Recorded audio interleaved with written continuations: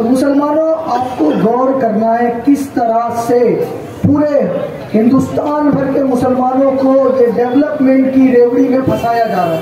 और उसमें सबसे ज्यादा फंसाया कहाँ गया मालूम है? वो सबसे ज्यादा फंसने वाली जो मुस्लिम जनता है वो दिल्ली की है। पूरे दिल्ली के अंदर मुसलमानों को डेवलपमेंट की रेवड़ी, डेवलपमेंट की चाशनी के नाम पर फंसा दिया गया है। अब वो फंसाया गया है क्यों, मैं कह रहा हूं, इस बात को आपको गौर करना पड़ेगा। मजलिस किसी मुस्लिम लीडर को गिराने का नाम नहीं है, मुस्लिम लीडर को जिताने का काम है। मुस्लिम डीलर्स को हराने के लिए हम आते हैं, मुस्लिम लीडर्स बनाने आते हैं। और अमानतुल्लाह खान मुस्लिम डीलर है, लीडर नहीं है।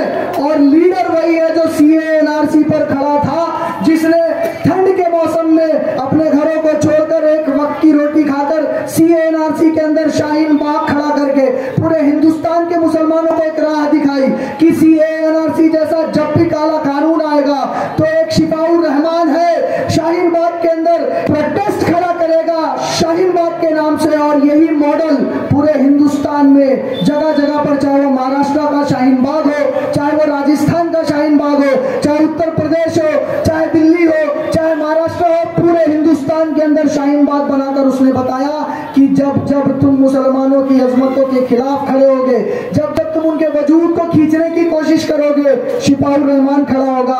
और ओखला की सरजमीन के ऊपर, ओखला के रहने वालों, आप लोगों को तो अल्लाह का शुक्र अदा करना चाहिए, वो शिफाउर रहमान आज आपका कैंडिडेट बनकर आया है। और उस कैंडिडेट को लेकर आने वाले जनाब बैरिस्टर असदुद्दीन अवैसी वो एकमात्र ऐसे लीडर हैं जो 545 हिजड़ों के अंदर मर्द थे, जब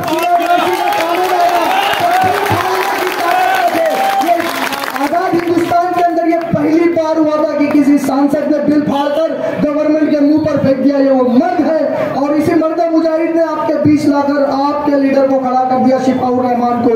अगर आप शिफाउर रहमान साहब को वोट देकर नहीं जिताते तो ये शिफाउर रहमान की हार नहीं होगी, ये एमआईएम या मजलिस पार्टी की हार नहीं होगी, ये हमारी हार नहीं होगी, लेकिन ये ओखला की सरजमीन के एक एक बच्चे, एक एक बुजुर्ग,